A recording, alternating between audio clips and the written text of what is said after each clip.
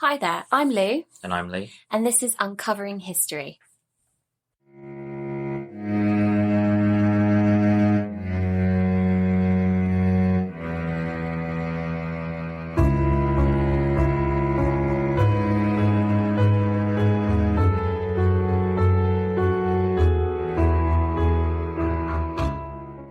Hello and welcome to our 15th episode of Uncovering History podcast. At this point, we've covered topics involving history, true crime and mysterious occurrences that have yet to be explained. It's been an enjoyable experience and we can't wait to bring you more exciting topics involving true crime and history each and every week. Now, coming back to today's episode, we'll be discussing the events of the Yuba County Five. This is a fascinating story that is to this day unsolved. So, I'm going to hand you over to Lee, who has done all the research on this particular topic. Hi everyone. So as Lucy said, we'll be discussing the events of the Yuba County Five today. So some of the events that took place involving these five young men are baffling, and as such, what we'll attempt to do in this episode is to break down these events while theorising the details within to try and process what could have occurred. So, we'll start from the very beginning. The Yuba County Five were all young men situated around the Yuba City area in California, United States. The events first began after all five men attended a college basketball game at California State University on the night of February 24th, 1978.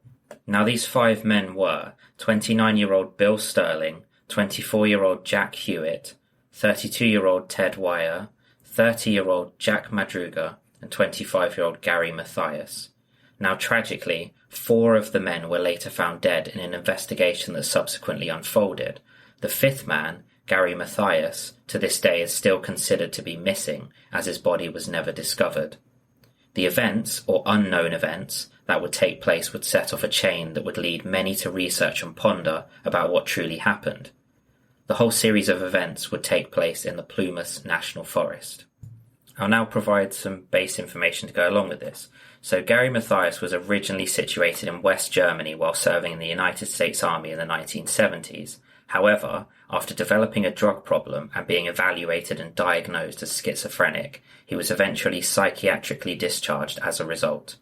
At this point, Mathias returned to his hometown of Yuba City in California. While back at home, he struggled to fit in and adapt to life as a civilian, which included being almost arrested on a numerous number of occasions for a variety of alleged petty crimes. Now all of the five men were known to have intellectual disabilities or mental health struggles, and all lived at home with their parents. The friendship of these five was bound together by their love of playing and watching sporting events, particularly basketball. These were good, law-abiding men who were unaware of the dangers that presented itself at times. From the parents discussing their children with the investigating officers, the officers learned that the men would often lay their uniforms out the night before while asking their parents to ensure that they were woken up on time for work the next morning, and as such they lived normal, happy lives. They seem like just decent folk. Yeah, they're just five normal guys living normal lives. Yeah. So that's some base information, so we'll now move on to the night. So on February the 24th, 1978, the group of friends decided to travel to watch a basketball game while showing their support some 80 kilometres, or 50 miles away, to Chico. This was quite a journey, especially considering that on the following day they were due to play their first game with the Gators in a week-long tournament sponsored by the Special Olympics, where the winners would receive the grand prize for a week in Los Angeles. As this was decided without much preparation, all of the men wore only light coats to battle with the cool temperatures in the Sacramento Valley at night during this time of year. The driver leading the road trip would be Jack Madruga in his turquoise and white 1969 Mercury Montego. The five men subsequently attended the basketball game, where the team they were rooting for, the UC David basketball team, ended up winning. After the match had concluded, the five drove a short distance from the Chico State campus to Bears Market in downtown Chico. They were noted to have purchased snacks, sodas, and cartons of milk. The transactions were completed shortly before the 10 p.m. closing time, where the clerk noted that she had resented that such a large group had come in and delayed her from starting the process of shutting up shop for the night. So they've, I know what it's like when you're, working in retail and a large group comes in and all you want to do is just kind of, close up shop. But from what they bought, it looks like they're, really quite innocent here, snacks, sodas, cartons of milk. Yeah, there's nothing out of the ordinary. They've gone to a basketball game, they're just getting some snacks for the drive home. It's just a very normal occurrence. Yeah. Nothing sort of out of sight here. So this would unfortunately be would tragically be the last moment that any of the 5 men would be seen alive. Now, some of the families had stayed awake that night to wait for their return home. However, when none of the 5 had returned the morning after, the police were immediately notified where they were attached to missing person reports. I guess because they had mental disabilities, is that why the police basically filed them as missing persons straight away rather than waiting the 24 or 48 hours? Well, I think it's just as well because there was 5 of them. It's a strange occurrence for 5 people to go missing. Yeah. Especially before a day that they had really looked forward to, and it was very out of the ordinary, so it was immediately flagged. And I guess everything had been planned really, to the letter, as it were, for their trip. Exactly. Even up to the point of their clothes being out and, just those little bits being ticked off. So yeah, an immediate search and rescue mission began featuring both Butte and Yuba counties to search the route that the 5 men had taken on the previous evening. This unfortunately returned no evidence pertaining to the missing persons cases. However, a few days later, a Plumas National Forest Ranger told the investigating officers that he had seen a Montego parked along Oroville-Quincy Road in the forest on the 25th of February. This would be the day after they set off in the evening to watch the basketball match. So was this place somewhere along their route? No, so we'll get to it, but this was somewhere very far off where they should have been. Right, okay. So initially, though, this was not seen as significant since this was a road frequented by many local residents, some of which often driving through this stretch of road into the Sierra Nevada for winter weekend getaways featuring cross-country skiing. This car was then returned to a few days later on the 28th of February when, after seeing the missing persons report, the ranger took investigators directly to the car in question. Now, when the investigators looked into the car that had been found, there was evidence that the men had been inside of it between when they were last seen, which is at the shop shortly before 10 p.m, and when it was found. Evidence was collected including empty cartons of milk, wrappers, and basketball programs, which further suggested that this was in fact the vehicle of the now 5 missing persons. Well, I guess the evidence found in the car really does suggest that they were using the car after they were last seen. Exactly, yeah. So it's tying things together. So originally when the car was found, nothing was really thought of it. But then when the ranger saw the missing persons report, he went and had another look and things started to tie together. They're lucky they found it, especially as it was not on, the route that they would have been taking. Yeah, it was off-road and it enabled the investigation to begin, so definitely. But this discovery only added further questions. So the initial main question that was raised was where the car had been discovered, the location of which was 110 kilometres or 70 miles away from Chico, which was far off any route to Yuba City. When questioned, none of the family could think of any reason why they would veer so far off course while driving down long and dark dirt roads, especially at this time of night. Is there a possibility that they may have turned, the wrong corner or gone down the wrong way? So there's definitely a potential, but we'll get to the theories in a bit, but that's definitely possible. So this was also supported by the fact that there was snow present in the surrounding areas, and as I mentioned shortly before, they only had prepared themselves with basic amenities such as a coat. So as such, the 5 were not prepared for such terrain, or being out in the forest in the middle of the night battling such elements as the cold weather and snow. Now this was also coupled with the fact that all of the 5 men were known to be excited for the upcoming basketball game that they were due to play the following day, which once again made it even more strange that they had veered off so far.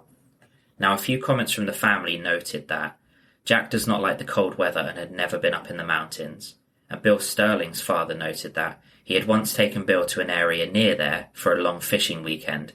However, he had not enjoyed it and as such remained home during future trips. So there's lots of evidence here really that suggests that they wouldn't have gone there knowingly or willingly. Yeah, definitely. So once again, more questions were being created than were being answered. The police were struggling to figure out why the car had been abandoned in such a location. In terms of length, they had reached around 1,300 metres of elevation and had come close to where the road was typically closed for the winter due to the continuous snowfall that would occur. After much investigation, it was deduced that the car had become stuck due to the snow, as evidenced through the spinning of the wheels in an attempt to break free.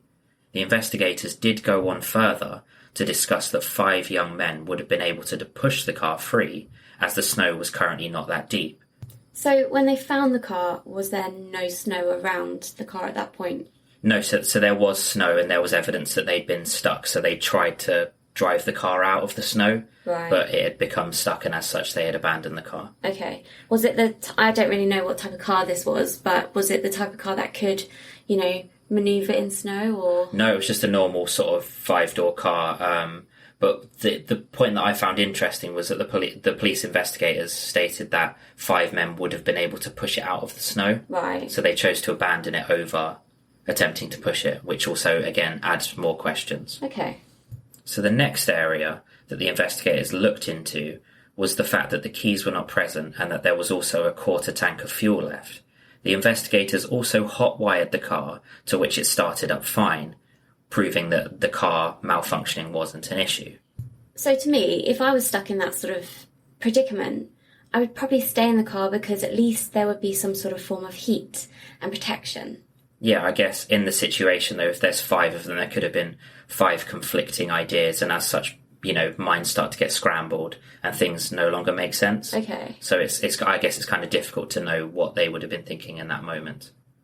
But to ensure a thorough further investigation could take place of the car, it was taken to the local police station where additional details were found. So firstly, there was no damage, dents or scrapes on the undercarriage. Now, given the terrain of the road, this would have only occurred if the driver was familiar with the location or if the driver had been driving extremely carefully. However, it could also be a coincidence. Yes, there's also that part. So, Madruga was not familiar with the location and he was the one believed to be driving. But his family also noted that he would have never let someone else drive his car. But, on top of that, the car also had an unlocked, rolled-down window, which again his family stated that he would have never left the car in such a state. So once again we're starting to build maybe the level of panic and just deviating away from what he would have normally done. So I guess because it was so dark, they probably, like you said, would have started to really panic because, they're in unfamiliar territory. There's, quite a few of them in this one car and, they probably would have started to panic. And it's way out of their comfort zone. So continuing on, over the next few days further attempts were made to search for the missing 5 men. However, due to severe snowstorms, each of the search parties were called off due to the increasing danger of the searches taking place. Now, outside of the car, no trace of the men was found at this point. But we'll move on to strange sightings, and there's a couple of them which stand out. So in the first report, over the next few weeks, a tip line was set up for anyone that could provide any information that could lead to the safe return of the 5 men who were all still currently missing. Most of the reports were dismissed as they bared no relevance. However, as I said, 2 stood out. The first one was made by Joseph Shons of Sacramento, and he came forward and told the police that he had inadvertently wound up spending the night of February the 24th to the morning of 25th, which was the same night the 5 went missing, somewhere close to where the car was found. Shons had driven up there, where he had a cabin, and his intention was to make final preparations for an upcoming weekend ski trip with his family. At around 5:30 p.m. he had gotten stuck, not unlike the 5 men. However, while trying to free it, Shons began to feel the pressure of early symptoms of a heart attack. In an attempt to protect himself, he entered his car again while keeping the heaters on. Now, around 6 hours later, he saw headlights coming up behind him. While doing what he could to look out, he saw a car parked behind him with a group of people standing outside, one of which he noted what was he believed to be a woman carrying a young baby. Again, this was a very odd occurrence for such a cold and dark road. Now, Shons called for help, but was returned with silence. They also turned their headlights out, and this eventually passed, and nothing more was thought of it. There was also a second sighting of a pickup truck around the same location. But after many hours, he was finally able to walk the 13 kilometres, or 8 miles, down the road to a local lodge as the pain had somewhat subsided.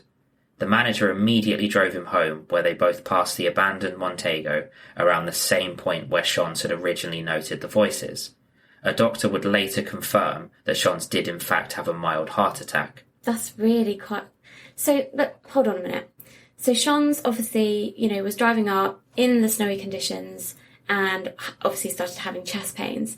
Then he saw what he thought was a car. They turned off their beams and a woman holding a baby. Is that right? Yeah, so he drove down there initially, got stuck, then started to have a mild heart attack, probably from the stress of the situation. And then some 6 hours later saw a car with what he believed to be a woman and a baby. And that was the last he saw of them. Okay. So, I mean, there is a possibility here that, with the immense pain that he was going through and the panic, he may have hallucinated that? Well, I mean, the car was still there when he was driven home, so he definitely didn't hallucinate the car. Right. It was just, there's very little evidence to suggest there was ever a woman and baby there. So that could have been one of the symptoms of pain or just delirium taking over, especially given he's in a freezing location having a heart attack. But all of the family spoke of how this was very uncharacteristic of their sons, all citing experiences where they had gone above and beyond to help someone. So once again, it suggests that it may not have been them, but because it was their car, it could. So there are so many things that could have happened. For instance, they could have not got stuck until later in the evening, and what he saw was another family who weren't stuck.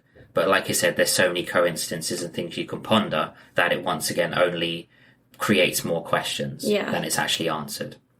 So the other report that was worth looking into further by the investigating officers was a report from a woman who worked in a small store in Brownsville, some 48 kilometres or 30 miles away from where the car had been abandoned. Now, this location could have been reached from where the car was left. So the woman came forward after seeing flyers that had been posted with the faces of the missing persons.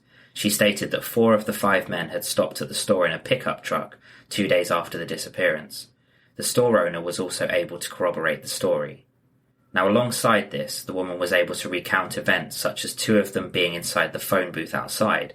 This was noted down as the information coming from a credible witness. Further conflicting comments came from the prospect of them forgetting or ignoring the fact that by this moment they would have not only missed the basketball game, but would have also not been in contact with their family for a few days.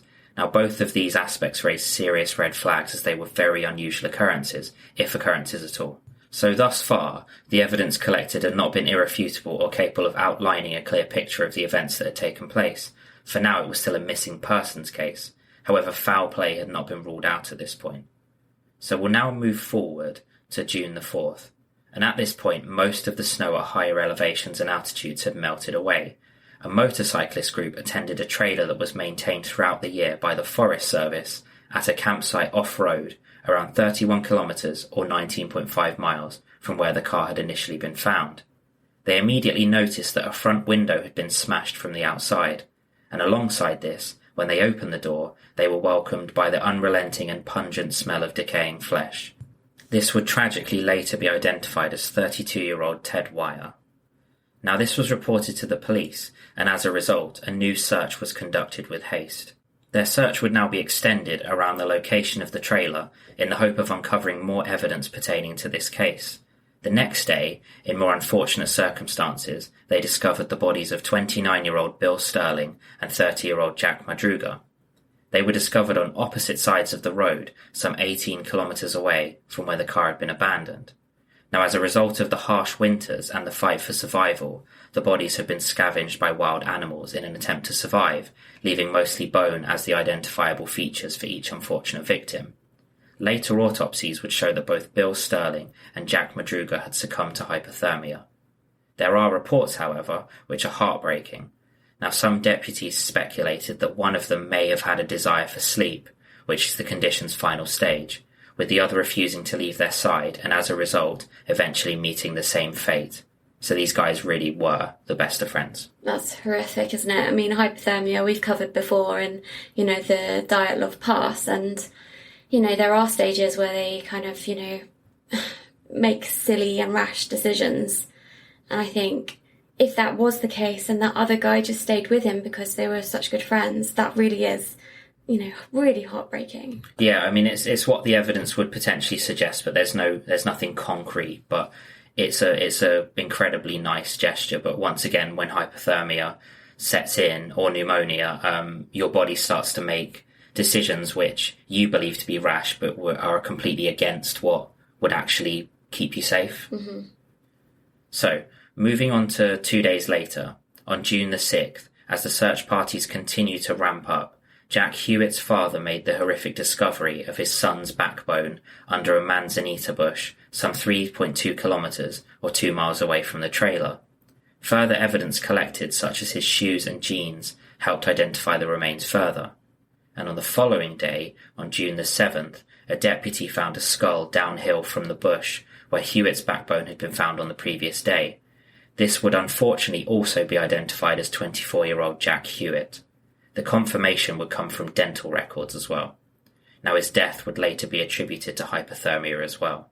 So in the space of just 4 days, 4 of the 5 missing persons had been discovered, and they were 29-year-old Bill Sterling, 24-year-old Jack Hewitt, 32-year-old Ted Wire, and 30-year-old Jack Madruga. But at this point, 25-year-old Gary Mathias was still missing, and to this day, it saddens me to say that his body has never been discovered. That's really, really unusual, isn't it? I mean, these poor people, and I mean, I just don't understand why their bodies were scattered like this. It looks like they were just attempting to do whatever they could to get safe, and unfortunately they've split up, which weakens them considerably, but at the same time they're in such harsh conditions and surroundings that they're not familiar with, that, you know, every minute would have been critical at this point, especially when they haven't got the appropriate clothing, they haven't got food, they haven't got anything to sustain themselves, you know. I mean, they bought milk and cans of soda and stuff, but those won't keep you safe for long. No. Do they know how long they survived for in this condition? See, this is it. No, because they found the bodies so far after, and they'd been decomposed and the flesh had been eaten. No, all they literally had was identifiable features such as teeth and other aspects. But there is a bit more information with Ted Wire, but we'll get to that in a minute. But further evidence was found only a quarter of a mile away from the trailer, consisting of 3 forest service blankets and a rusted flashlight. Now, as we've said, it was impossible to determine how long these items had been outside. However, given the state of the flashlight, it tied in, although conjecturally. So, we'll now return to the trailer, to where more additional evidence had been uncovered. So 32-year-old Ted Wire's body was laying on a bed with 8 sheets wrapped around him, including his head. An autopsy would later show that he passed away as a result of starvation and hypothermia. So it was determined that he had lost nearly half of his 200-pound weight, or 91 kilograms.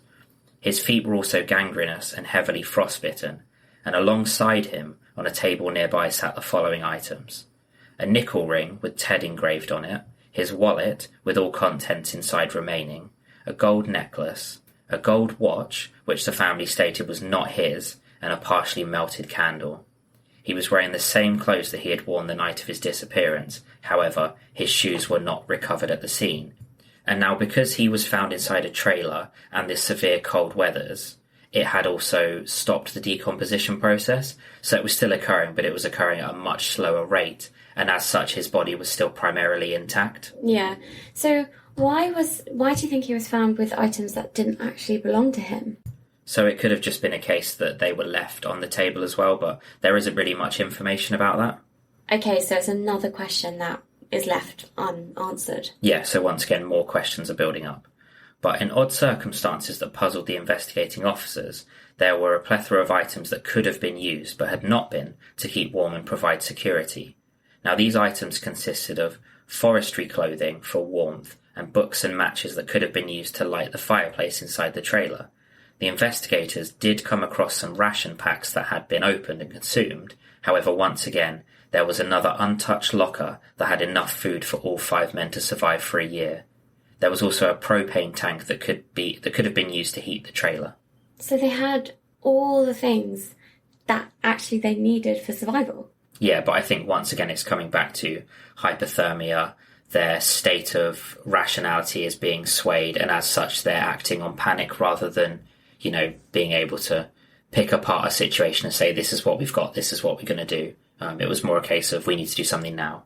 So when discussing these items with his parents, they stated that this was normal behaviour, as he had on multiple occasions queried why he needed to stop at a stop sign, and in more shocking events had to be dragged out of his bed from his house that was on fire at the time, as he was worried that if he left his bed, he would miss his job the next day.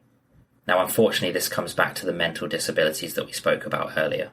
Well, this situation just shows, how he was probably such an amazing person because, his work meant so much to him that he was prepared to, stay in that house. Yeah, no, it's definitely something I've not heard of before. He didn't want to miss work, and, if he leaves, he's fearful that he's not going to attend. And it must be a really sort of surreal situation to have to be dragged out of a burning house that you've chose to not leave. I guess it just shows how conscientious he actually was. Yeah, no, absolutely. So further evidence suggested that at some point in the evening, he had not been alone in the trailer. Now, evidence was collected that they believed put 25-year-old Gary Mathias and potentially also 24-year-old Jack Hewitt there too.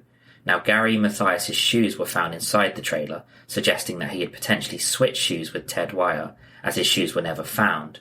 The wrapping in the bedding also strongly suggests that others may have been present at some point, as it would have been very, very difficult for him to do by himself. Yeah.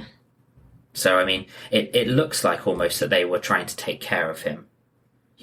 Maybe some had gone to get help, or unfortunately they may have thought that he'd passed away, and it was their way of, not desecrating the body and taking care of him, even to the very, very end. It just shows how, such good friends they were. Yeah, literally, best of friends. So we'll now move on to the theories, or some of them at least. So to this day, it still puzzles investigators why the events that allegedly took place in the manner that they did. Now, one theory was that Gary Mathias had friends in a small town nearby called Forbestown and had attempted to visit them on the way home before unfortunately taking a wrong turn and becoming lost. Now, this is certainly feasible, as it would have been getting later, and tiredness could have played a part in the disorientation too. Yeah, so tiredness plus hypothermia would have been hugely contributing factors. Yeah, and once again, as I saw while researching, there's so many of these theories that could potentially make sense that it's really difficult to pinpoint the one that, could have actually been the truth. So there was also the question of why they continued down the pathway that was unknown to them, instead of turning around to return to the more known areas that they had just passed through. Once again, it's really difficult to say, given the harsh elements that they would have been faced with inappropriate clothing and experience in surviving such harsh climates. Now, did that play a massive effect on them? Quite possibly, but once again it brings up more questions. Now, in another turn of events, the day before the 5 men went missing, a Forest Service snowcat had passed down the exact road to clear the snow off the trailer roof, to ensure that it would remain structurally sound and was not at risk of collapsing. The investigators theorised that the group could have decided to follow those tracks on the basis that they believed safety would be at the other end, given the freshness of the tracks. I guess which would be why they didn't turn around and continued on this path. Yeah, because there's quite a lot of snow surrounding them. We're not talking about inches like we'd get in the UK. We're talking a good few feet. So you definitely see the kind of trail of the snowcats. Absolutely, and they're at an elevation of 1,300 metres, so we're talking about some really deep snow here. There is also, however, the conflicting evidence that people that are lost tend to remain consistent with circular patterns or patterns of repetition in order to attempt to retrace their original steps. And there's a lot of speculative assumptions here, but it could be a bit of everything mixed in together, and that would actually make sense. Now, another theory that is attached towards them leaving the trailer is that these were good, law-abiding men who did not want to cause trouble, and as such, evidence showcased that they had broken the window to gain access to the trailer, but had left soon after. Investigators speculated that this could have been down to believing that it was private property, and as such, not wanting to get in trouble with the police, or whomever owned the property, caused them to leave with haste.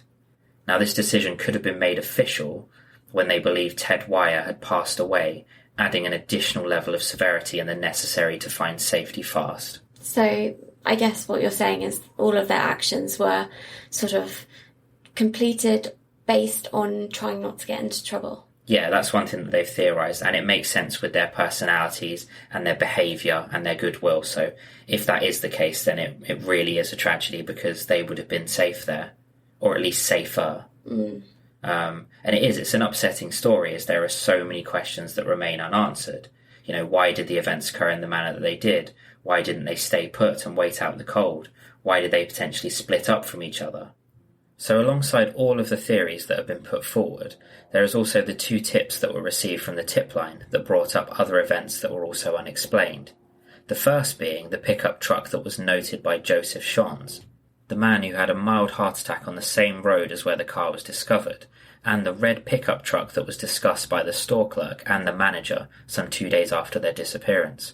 Now this would bring into question the 5 men changing their entire lifestyle, which would involve not contacting their families and missing sporting events that they had really been looking forward to. With the police, it is difficult to discredit this as valid information, given it was reported by 2 different people who had no connection to one another. However, I believe that this could just be coincidental, given that it wouldn't make sense for them to deviate this much, especially given the stories that were told by their parents about their characters and lifestyles. Now, further to this, going back to the second report, the store clerk and manager described 4 young men who did not seem out of place, with 2 of them making a phone call. They provided a base description of what they looked like, however documented stories from their parents noted that none of the boys enjoyed talking on the phone and would often pass the phone over to someone else, even if they were talking to each other. This would also pose the question of who were they calling from the phone booth, which once again massively conflicts with the lifestyles that they lived on a daily basis and their known behavioural traits. And also, if they had been missing, if they had deviated from their original plan, I think there would be much more urgency, right? They wouldn't just, use a payphone. I think they would go and talk to someone and say, we need help. And the most underlining point is, why would they go to somewhere that's more civilised, where there's actual inhabitants living, back to a trailer where, they're away from existence of others, they're in a dangerous place, they're in an unknown place. It doesn't make sense. And their home comforts that they wouldn't have, surely their biggest plan would be to get home and to get safe. Yeah, exactly. So I think, although these are great tips in the sense that they're detailed and the people are doing what they believe to be correct, I think unfortunately they're not the same 4 that they were looking for. I don't think this is linked to the story at all. Yeah. So, as again, so many questions that we unfortunately may never have the answers to. But there's also the terrible tragedy that to this day, 25-year-old Gary Mathias has still yet to be found, although the search does continue. I wonder what happened to him. I think it was just a really unfortunate set of events, like with others, where maybe because he was the one who felt most confident, or maybe he wasn't suffering from hypothermia as much, he designated himself as the one that would go and get help. Yeah. And unfortunately, while making the journey, he then also succumbed to the harsh terrain. I just think, that his poor family never had that closure. I know. I really hope something comes to light, because like we've spoken with the Dyatlov Pass last week, there's more and more people getting involved in these unknown, unsolved cases, and as such, it just takes that one piece of information that's maybe been overlooked, or another location which they didn't search, just to be looked into in more detail, and maybe something will come to light which can potentially give them some closure, which they deserve. Exactly. So that brings us to the end of the 15th episode, the Yuba County Five. Now, this was another fascinating story that continues to ask more questions than it's able to solve. The tragic events that occurred led 4 young men to pass away, while the 5th, Gary Mathias, has yet to be found. One can only hope that going forward the family of Gary are given some closure through additional evidence surfacing in the coming years. Yeah, it's a bit like you say, the momentum that true crime and mysterious kind of happenings are gathering. Hopefully the positive from that is that there will be more people coming forward, or there'll be more money spent on these cases where they can find out what happened, and these families, like you said, can actually get the closure that they deserve. Yeah, and because of, like you said, the popularity of true crime, thousands and thousands of cases around the world have been solved. Some have been solved by departments and detectives. Some have been solved by groups online that have pinpointed evidence that had maybe been overlooked or not known until now. And it really is. It brings a lot of people together, and it really does. It helps people work towards doing something for the betterment of the world. And if some of these cases can be solved, then some families can be given closure and some perpetrators can be brought to justice. Absolutely. So, for the next episode, Lucy, what do we have in store? Well, we will be looking into the mystery of the D.B. Cooper case. So this case was quite remarkable, as the police still haven't found any evidence of the man who reportedly jumped out of an aircraft with £200,000 in his knapsack in 1971. Although it's not a gruesome case, it's one that is truly fascinating, and I actually can't wait to record it. Yeah, no, DB Cooper really fascinates me, and he frequents on a lot of different shows, one of the most popular being Prison Break, where he has his own character and his own persona. So yeah, I'll be really looking forward to see what you've got for us next week. Perfect. Well, as always, if you have any questions or suggestions, you can contact us at uncoveringhistory.co.uk, or you can send us an email directly to uncoveringhistorypodcast@gmail.com. Also, make sure to check out our Instagram page to keep up to date at Uncovering History Podcast. So thank you so much for tuning in, and we'll see you very soon for our next episode. Yeah, thanks a lot, guys. Take care. See you later.